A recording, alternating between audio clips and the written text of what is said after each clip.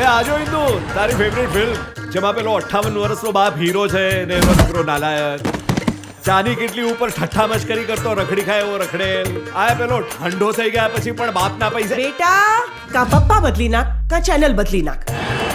એક જ ખુરશી ટેબલ પર બેસીને આખી જિંદગી કાઢવાની આવડત મારામાં નથી. અને દાનત પણ નથી, એટલે જ આ વકીલાત પણ છે ને ટાઈમ પાસ માટે કરી છે. ના ભાઈ ના, તમારા ત્રાસથી બચવા માટે કરે. અરે ઉપર એટલો બધો ત્રાસ લાગતો હોય તો છોડી દે ને ઘર. અક્ષય, હા. મારે તારી અને તારા પપ્પા જોડે અગત્યની વાત કરવી છે. મમ્મી, હા, પપ્પાનો ત્રાસ છે ખબર છે, પણ આમ ઘર છોડીને જવાય? મને એકલા નહીં ફાવે. એકલા ક્યાં છો?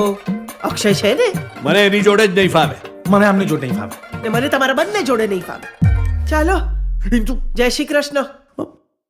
આ તો ઘટના થઈ ગઈ બાપો બેટો ટોમ એન્ડ જેરી એકટેટીને કેરી બાપો બેટો Tom and Jerry Akki, Akshay,